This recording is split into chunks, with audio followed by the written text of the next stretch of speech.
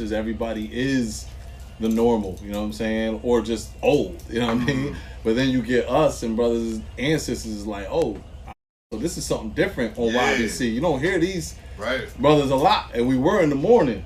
Now we at night, we could go even harder, you know what I mean? And plus we could stay here and just keep recording. We don't gotta like get up and leave, you know what I'm saying? All right, we about to go live.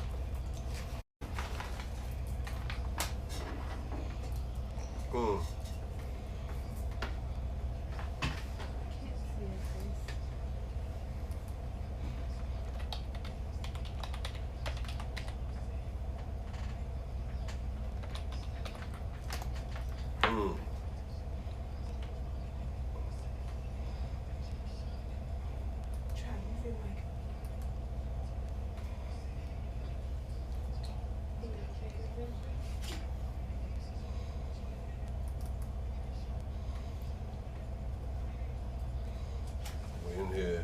You know what it is? Hey, okay. This joint hard right here.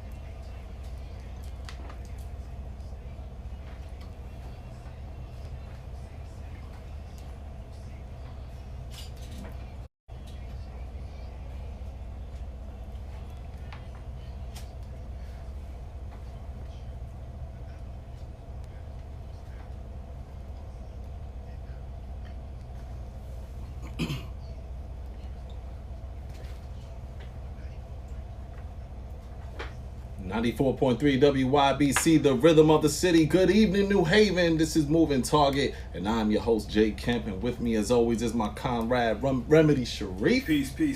Remedy. Remedy. Peace. What's good, brother? Super Sunday, man. Yes, peace, it is. blessings, Yes, it love, is. life, and lessons. It's a somber moment, though, man. It is. It's a very somber moment. You know, we lost a great one. We lost, man. We lost Kobe Bryant. You know, there's so much to say about him, and I do want to take calls about him. We're probably not going to spend the whole show on that. But there's more than just showing gratitude for someone we lost. I want to open the phone lines for a little while to show gratitude with people we didn't lose. Who are the people that you know are the Kobes in our community? Who are those people? Because there's people in our community that leave it all on the court just like he did. No doubt. They leave it all at their job. No They leave it all in the community.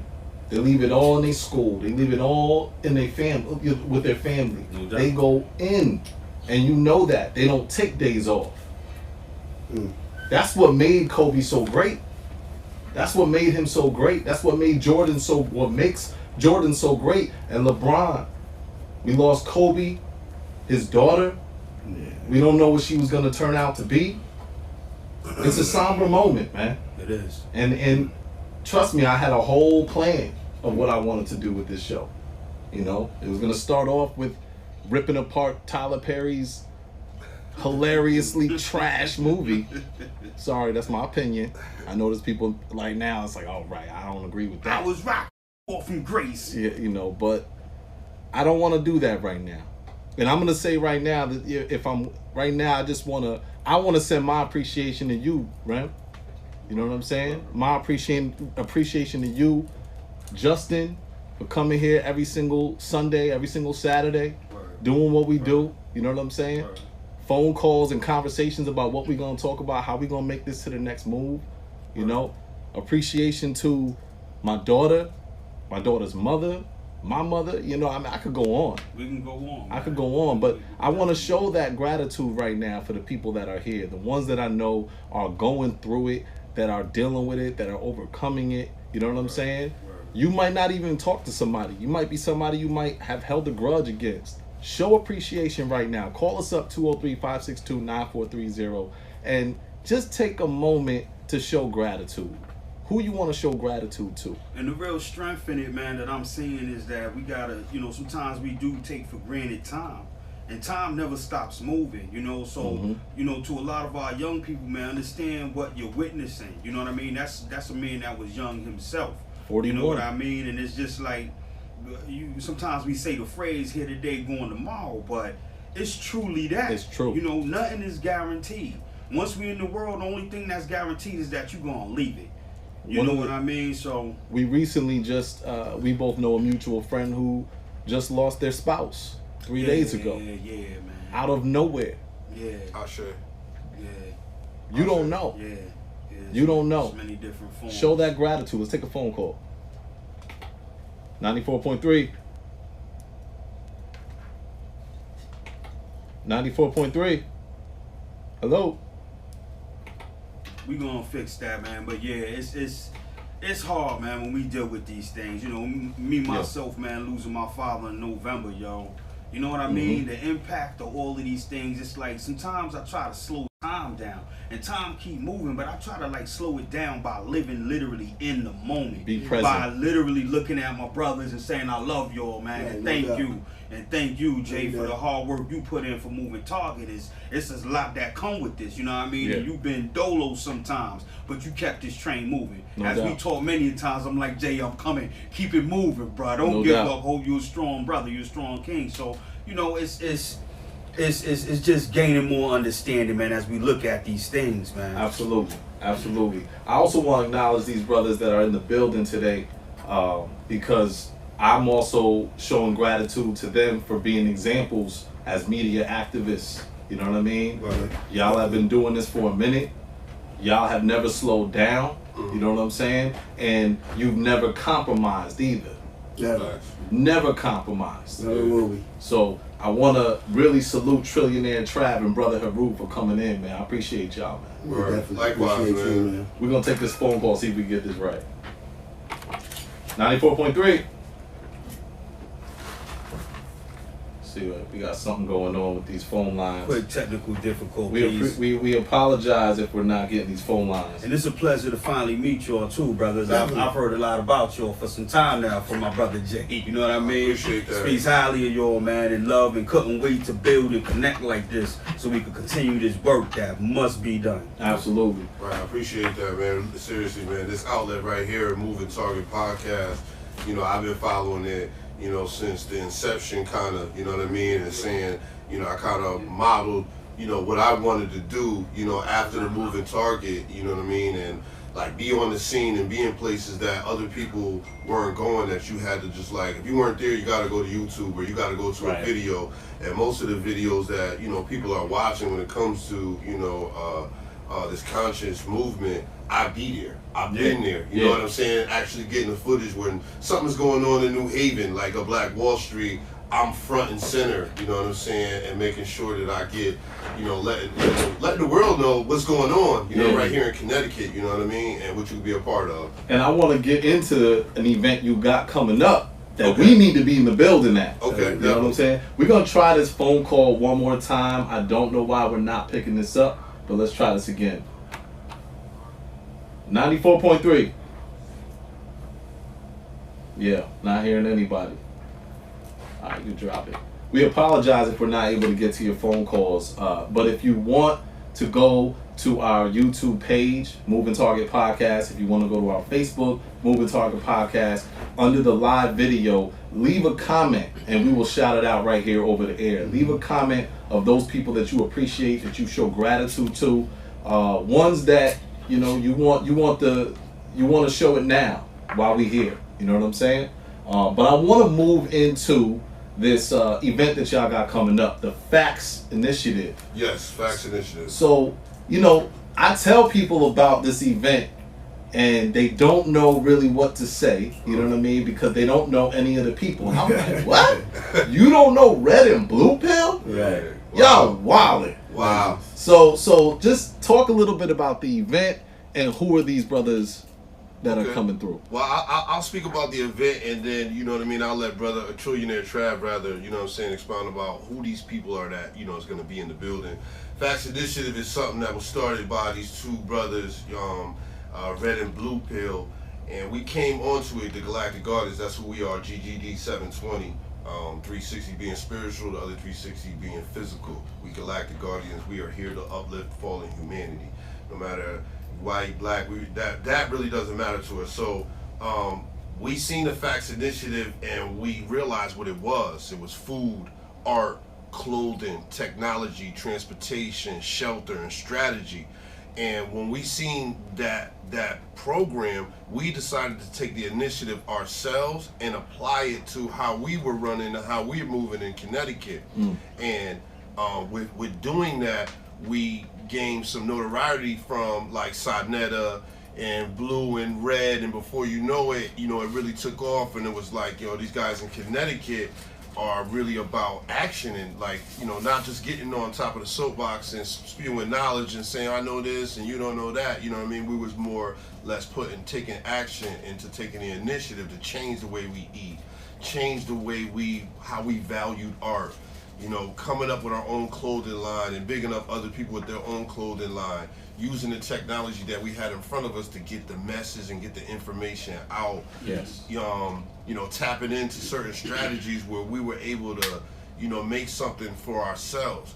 So we did it personally, and then we realized, after a while of, doing events like this in Connecticut, it would rather going to other places like Atlanta, Pittsburgh, and there weren't these type of events there. So we was like, yo, listen, we're Galactic. We're going to do it right here in Connecticut. You know what I mean? And we're going to bring these heavy hitters that people claim they don't know. Heavy hitters. We're going to bring them right here to Connecticut and say, you know what I mean? We can have our own powwow and build our own network in Connecticut. So that's what the Facts Initiative is. It's a network of people. If you are good in food, if you're good in arts, I'll say it again, food, art, clothing, technology, and shelter, strategy.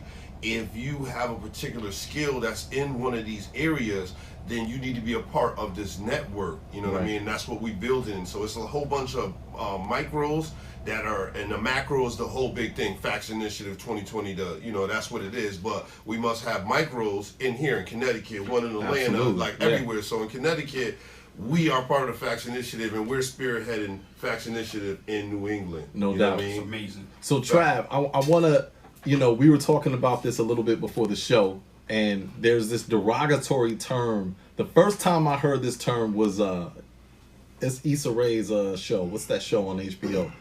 Insecure. I don't think I watched it. What's that word? You gotta speak it to the mic, brother. What's the word there? Insecure. So the word is Hotep. Right. All right. And now Hotep, which let the people know what the original meaning of Hotep is. Well, Hotep is actually Ptah backwards. Ptah is the master builder of what we would consider cosmology. But the word Hotep itself means peace be upon you. Yes. So there's really no way that could be a corny word. Right. Because, this is what we're here for, peace. You know what I'm saying? To get into the next level is all about communication, bonding, and unification. And then for some reason, they ended up taking that word, seeing brothers that are rocking the Ankhs and brothers that are rocking the dashikis and say, oh, those are them, that's that Hotep group. Right. Which was crazy to me. You know what I'm saying? So now you got this term Hotep that bunches everybody into like one group. me personally, I see the black conscious community, and then I see the people who are woke, and I'm using air quotes on woke. You know what I mean? But can you break down to the people who might bunch everybody up as a Hotep group? You know, who is part of the black conscious community, and how important is the black conscious community to just black culture? That's a powerful question. I gotta say, again, I like to deal with etymology, and I believe in, there's a difference between conscious and then being enlightened. Conscious just means to be aware, so everybody's aware of something, so everybody's actually conscious. It's what are you conscious of? Are you conscious of loving hip-hop? Right. Are you conscious of being a gangster rapper? Are you a conscious drug dealer? Are you a conscious Forex trader? Sports investor? So there's different aspects of consciousness. So when people say the word conscious, I gotta say that, I don't bunch myself in that group. I'm conscious of a lot of things, but I'm also enlightened. Right. So there's a difference. That's where Facts Initiative would come in. We know that we need food. We know that we need, music is mandatory. Clothing, technology, and shelter. We know that these things are necessary for survival, but we won't participate in the marketplace. So when you that's not conscious. That's conscious that we know that we need these things, but the enlightenment is in participating in the marketplace. Right. So there's a difference. So like the enlightenment almost helps you understand the wisdom of how to navigate. Enlightenment is wisdom. Because to know, knowledge is just to know. Right. I can read a book on how to grow a garden, but I never went in the backyard and planted anything. You're not activated. You're not activated. The wisdom is being proactive. Right. That's enlightened. Yeah. So there's a difference between being enlightened and conscious. So I was conscious in 91. I knew a lot of stuff about about the black people, our race, Moorish science. You were the original woke. I'm before the trend. No doubt. I'm 40. Yeah. So I was teaching, about Sirius star constellation in 93.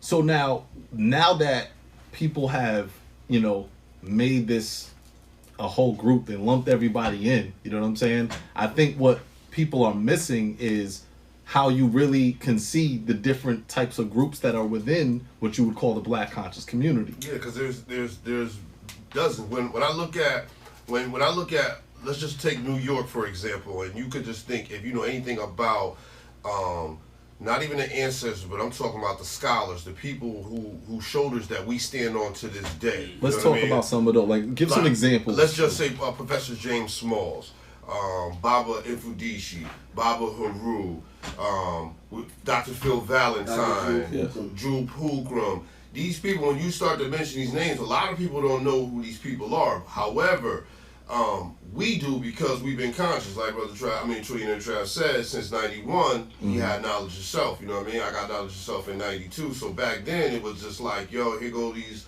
talking about going back to Africa dudes. Like, it was like that back then. You know what I mean? So now to fast forward in 2020, and you see it, we're only doing the work that's already been done and it's coming to the forefront because now everybody has a camera now. When that work was being done, it was on VHS and DVD and you really had to go cop it. Now it's on YouTube where it's a digital era and now it's explosive, it's everywhere, you know what I mean? So, and when we talk about, astrology as above, so below, we're going into the Aquarian age.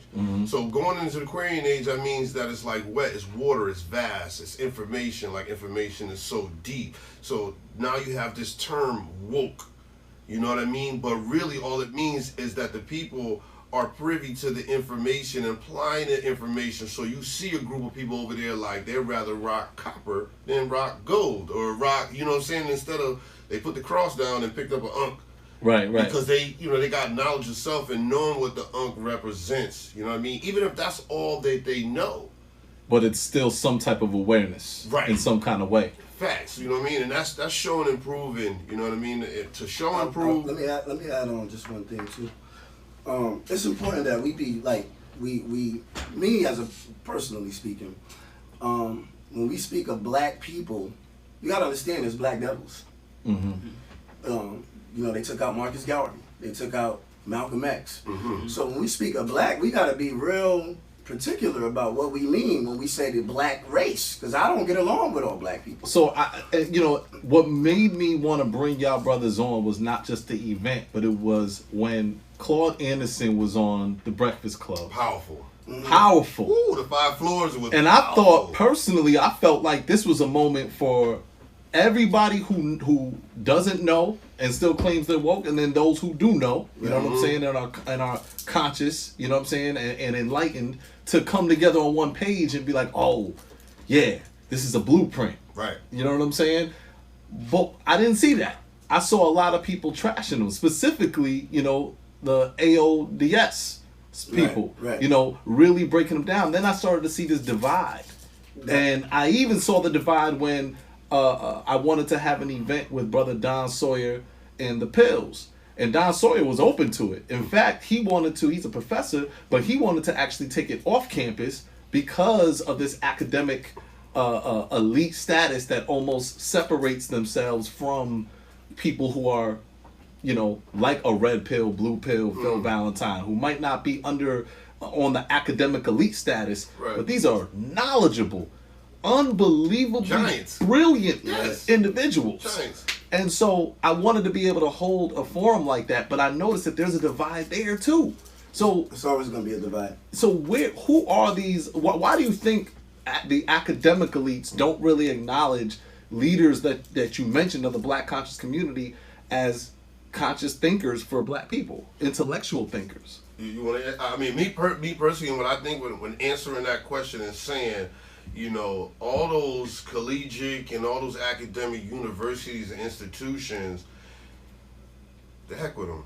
Like, seriously, I want to acknowledge our own, like Kevin Muhammad out of Bridgeport and New Haven. Kevin Muhammad, you know, he's a legend in starting his own type of school, you know what I mean? We could talk about the Umar, you know what I mean, and him, but his idea of building an institution and say, well, where did you get accredited from? What institution did you go to? So we're always going to, you know what I'm saying, we want to be accredited by them. Like, you know what I mean? When we know for a fact we have our own giants in our own community where we don't even need no We don't need their validation. We just don't. You don't need their validation, and I think most of the academic elites, whoever you're talking about, have tapped into the pockets of the institution of the United States of America.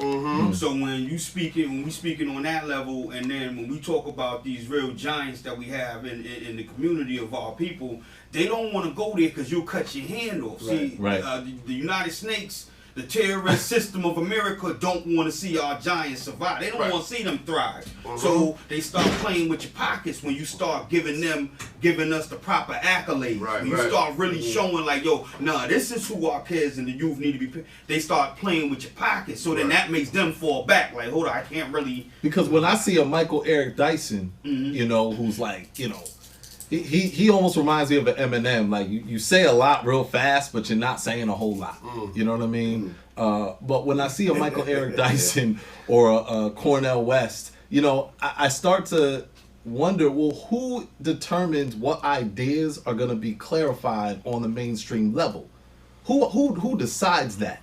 And then when I go on YouTube and I see brothers like Red Pill, Blue Pill, who will be at the Facts Initiative event that you got, I'm like, this won't even be on the mainstream level, and they're speaking of something that is so necessary for black people in all over the country to really hear. Red Pill has a series of demonstrations that he's done called "The Fear of the Black Moor Messiah."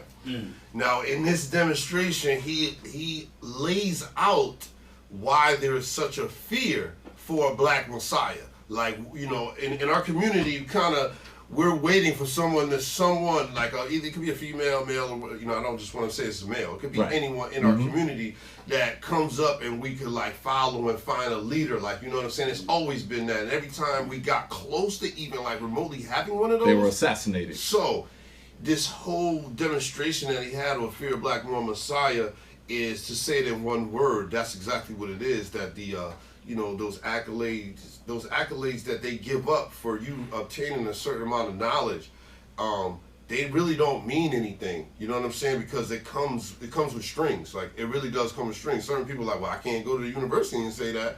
You know what I mean? Right. And when it's brought up, it's like it's kind of shunned. Like, nah, man, you telling people the truth.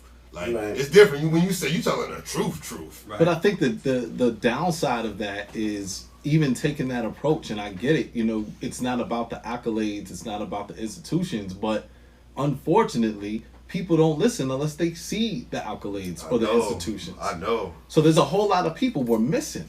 We've been bred to be that way, though. We are our worst enemies, man. And a lot of times we do focus on the Caucasian, man, and what they're doing to us or their system, because a lot of us do participate in that. But that system, what it's doing to us. But a lot of times, man, it's like we are worst enemy. We'll tear each other down and drag each other down a lot of times before them. You know what I mean? I wrote something, put something on Facebook. Well, I'll say this: when I was working for New Haven Family Alliance, we was doing beautiful work in the community with our youth and stuff like that. I had a classroom where I was teaching the understanding of the Willie Lynch mentality. Man, they came to the classroom and said, "Pull me out the head of it. You keep teaching that, man, we're gonna fire you." Oh, really? Wow. This is the New Haven Family Alliance. And I said, what? Yeah, I don't know. Yeah, I'm not sure legally how that's going to look that you mentioned the name. I mean, but it is what it is. That's the truth. That's the truth that'll take us off the air. Whoa, really? I don't know. So I went back the next day and continued to do what I was doing, and sure enough, bye. Wow. You got to go. And I'm looking at the head of it. Should I say a name? Okay, no. No. So I'm just saying. But you know what I mean? But I was like, word, y'all taking the kids to baseball games and basketball games. And me and Bless was like, yo, let's take them to the museums. Let's take them to the scientific museum. Let's take them. And they like, yo, they were shutting it down. So what are we really dealing with? Ownership is the key. Ownership. Facts. That's the thing. That's where I was getting at earlier with us being one tribal. It's time for us to own some stuff.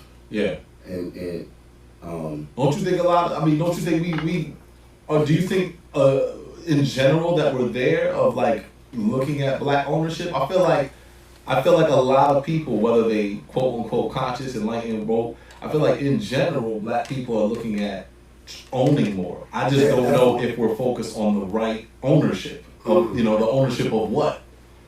Is it just a football team or is it an algorithm that's going to change the world? I mean, it's multiple streams is what we teach in that facts. That's what facts initiative. Let me add on that. Word. Yeah. Because I want to dive into the word. Yeah, let's do That's that. great that you asked that. Perfect alley-oop. No doubt. But facts initiative, that's what this is about. It's about multiple streams of income. If you got multiple bills and you only have one stream of income, it's like being a boxer fighting a mixed martial artist. You got rent, you got cell phone, you got kids' cell phone, you got gas, you got groceries. All these things you got going on with a job. And when you really break it down, you're only getting paid 4 times a month. So 4 days out of 31 days, you're getting paid. Right. So we got to understand the importance of getting paid every day. Right. And then every 4 hours, and then every hour. That's going to be the difference. And that comes from ownership and knowing business. We got to stop arguing over Jesus, and because at the end of the day, they're all Orishas. When you really break down, when you talk about Ifa, you start talking about Oshun and Yemaya and things of that nature. Now, just a very quick background of who you just mentioned for those who are listening that are like, yo, I don't know what they talking about. Wow. Well, I'm just saying, when you get into indigenous spirituality, we deal with animism. Yes. That means everything has a spirit. The wall, glass, rocks, everything is the Most High. There is no Most High in the sky and then create something that's where he sits people. That's not how animism works. It believes that everything is the Most High. So with that being said, when you talk about Oshun and Yemaya, you're talking about aspects in nature that we have given a name, but instead of water, we call it Yemaya.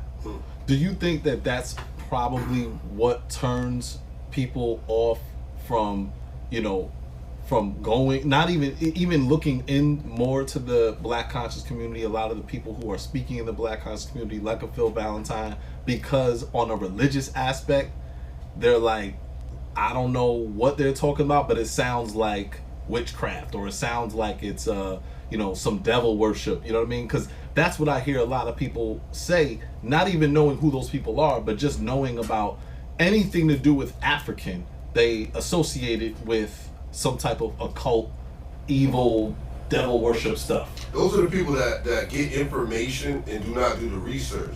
So all that's left on the table is just information. It doesn't become knowledge after, because if you get some information and you go check it out and it deems to be true, now you have obtained some knowledge. So that's like Trillionaire Travis, he uses these two words, and I love these two words, called cognitive dissonance. Yes. Well, it like, this is what people are doing, you know what I mean? So it's like you took some information and you ran with it. You've been running with it for the last 20 years. When you do some research and find out that this information that you had is not true, you have to throw it away. You have to start back over. And when you do more research, you find that these religions that we deal with, that's, you know, whether it's Islam, Christianity, Judaism, they all come out of African spirituality. No, you said indigenous spirituality. Okay, facts. Clear. Indigenous spirituality. So getting the knowledge and knowing that it shouldn't spook anybody. You know what I mean? Maybe they're scared to let go of what they've had. You know what I'm saying? Do they have to? That's a weak. But look, that impartially is a weakness. Weakness. What exactly? A weakness that a human being subscribes to when. You can, so regardless to the fact, right, if you believe what you believe and somebody else believes something, like, you know, whatever it is, it shouldn't scare you when you understand, when you can see the nature of a person, when you can see the character, character of a person. That's a fact. Because I still can't nobody tell me that Islam is wrong. Can nobody tell me that? Now check the character of so many people that follow Islam. See, I didn't walk back then with Muhammad. I didn't walk, so I'm not in question what anybody says is taking them to the next level, or feeding ourselves, feeding our youth. If that's what it is for you, and see, a lot of religious people, they can't build like that. They can't recognize and say, you know what, bro, whatever you doing, keep doing that, and let's build together, let's connect together, because the common thing is our character and what we're doing. The common thing is peace. The common thing is pro-life. The common thing is love. All of those attributes should be in everything if you striving to walk a particular walk. And also, you know, to your point of weakness, and I thought you might go to this point, but if somebody is strong in their faith, whatever it is, and they're building with somebody and they get some new knowledge and information, that doesn't necessarily mean that you need to be wrong in your faith. Absolutely. It doesn't mean you need to not walk in your faith, and it doesn't mean that you need to now look at that person and say, oh, well, you need to come over here. Nah. And vice versa. That's why the common denominator between our people is business. Spirituality is personal. Facts. Definitely. Who you kneel to at your shrine, who you pray to, that's personal. Yes. We are nosy people. Not for real, as a majority, but I like to deal with the mathematics. It's only 85% of us that's like that. Right.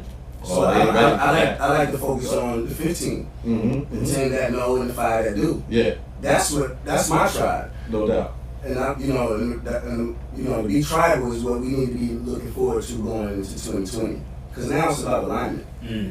Everybody's spiritual in some aspect because you're alive. You have a spirit. You're spiritual. Right. Who you pray to at your shrine is personal. Business, it consists of other people. Right. Every dollar I got in my pocket right now, and I got a lot of them, came from somebody else. Touch some hands. And before they got it, it came from somebody else. And so none of this money is really ours. It's just a transfer of energy. And that's what's blocking our blessing. So now, that's highly explosive what you just said. Listen, these clips are gonna be spliced up like tri-billionaire drop. More gems. Trillionaire. My bad. Trillionaire. Wow. And truth be told, man, for all y'all who are listening, go back to YouTube and listen to this again. If you're listening to this on the radio, I know something went over your head. I know it. Go back and get this knowledge. And stop being afraid to get familiar, man. When you see black men and black women that are coming with, one of the main things I felt when I walked in the room was sincerity. Yes. You know what I'm Yes. saying? Bro, I operate a different man. I'm not checking for I'm checking for sincerity because only the Most High, we know what's in our hearts. However we want to describe the Most High, whatever the case, you know what I mean? We know our hearts, you know what I'm saying? So that's what the energy I feel is there. Where's the peace?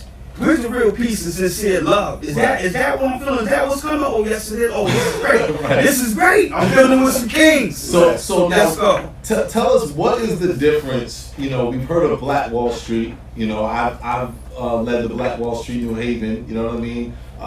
What would you say is the difference or the shift from Black Wall Street to Facts Initiative? Or is it kind of along the same lines? More solution based. And I don't want to say solution based because Black Wall Street that's like us standing on the shoulders of the giants. Without Absolutely. Black Wall Street, there is no Facts Initiative. Right. Okay. So we got to do a balance. Right. So nothing's better than the other. Right. But what I can say about Facts is that we're going to teach you 5 ways to make money without needing a job. That's what's important to me. And this is going to happen through the speakers and through the people that you have. I mean, my criteria, I don't know what everybody else is going to speak about. Red is the founder of Facts. Okay. So this one's going to be crazy, I already know. Yeah, I can't wait. I know what I'm going to speak about. And I'm bringing a millionaire, Sabrina Wright from Atlanta. She works from home. She made $500K in 180 days selling a $90 product. Woo. And she wants to show, and she started, and the starter fee was $100. So she turned 100 into $500,000 in 180 days. And she's going to be there to show us how to do it, especially women who, you know, have children. And you should want to work from home if you have children. Absolutely. So let's not come here and talk Black power and you're not ready to be powerful. Yeah, I don't think this is all subject, but when it comes to the idea of Black women working from home or being at home, taking care of home, we need to stop demonizing that. Nah, that's where it's at. That's what I've been doing that's what I do for a living. Yeah. That's what I'm going to teach people, how to turn their phones to ATM for real. Society did that, man. Society, There's a lot of women that turned enjoy us that. upside down, yo, and made it almost a thing where they tricked our queens into thinking they was empowering you with something and made you fight to not even be in the home. I don't need you. I don't need that. I'm gone. I could do this. By myself. Nah, we was built to be together, man. Right. The balance is together. A lot of men, though, when we meet these women, don't have nothing. Right. Yeah.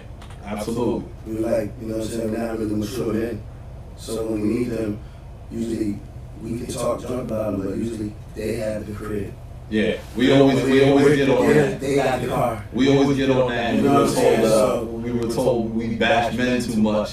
And I'm like, listen, man, like, No, it's true though. there's no way that we can talk about any position of women without first acknowledging that we are not in position. It's balance. It's both Bottom of line. us. It's both of us. But the key is alignment. Again, there's people out here that do everything that we're looking for. Right. That's all I'm trying to preach, because I'm an alchemist, and that's what alchemy means. It means to transform. It means to look at the cup half full always and never half empty.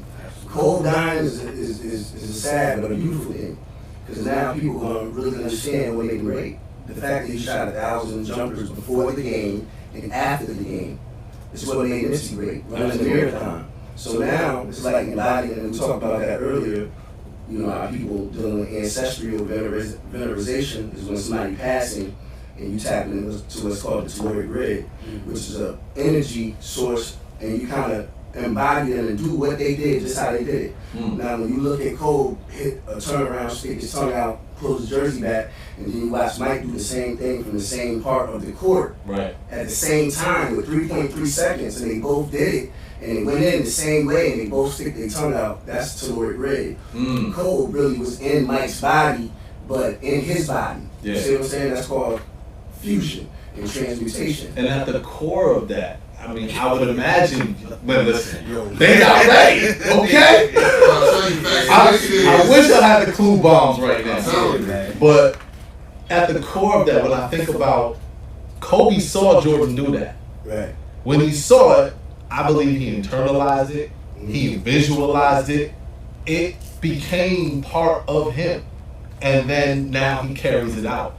You know, and even outside of somebody who's famous, if we talking about men being examples and models for our kids, for our sons, you know what I'm saying, for our daughters, they see us do things, they internalize it, they're gonna model it, they're gonna carry that out. You know what I'm saying? So even at the core of what that is, you know, I can't even break that down into that.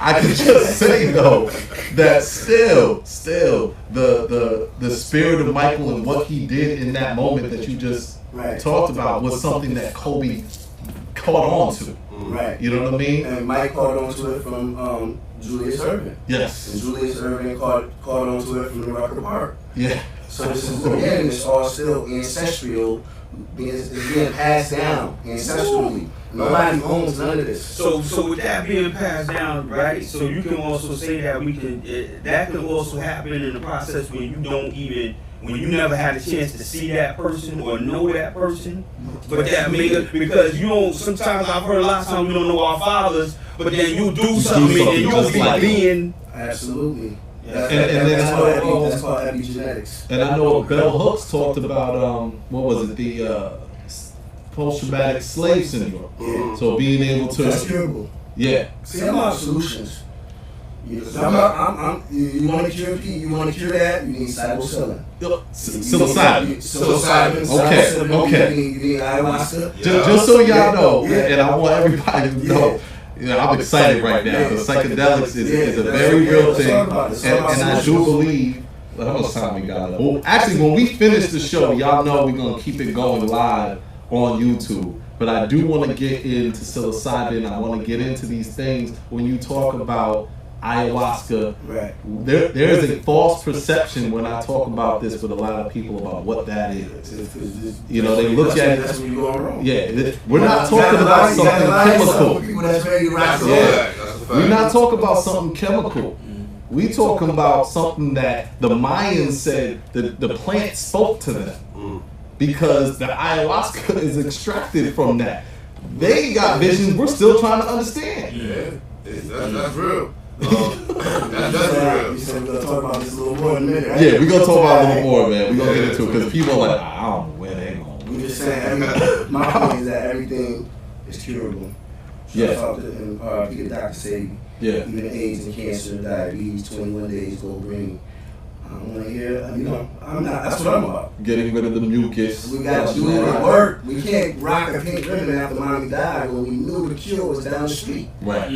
Why, like, that don't make sense to me. That's not godly. And if for y'all who might not be aware, you know, when Nipsey passed, a lot of y'all probably heard Dr. Sadie after that, which is when all of a sudden people that are leaving, you know, Sunday service, all of a sudden talking about Dr. Sadie. I'm like, man, I got to say you weren't getting out there, but thank God, I mean, that was Nipsey. Right. Nipsey brought that to the mainstream on a real big level. But you really gotta dive into his work and see exactly what he was talking about. Right, we talk about Red and Blue, their mother, yes. You know what I'm saying? Who built helped create the Lucha Village, you know what I'm saying? So the people that was cured of those, you know what I'm saying, those ailments, those diseases, she was right there, you know what I mean? She witnessed it. And so Facts Initiative, I want to give a rundown of Facts Initiative and the people who are actually going to be here. And also where it's going to be. Right.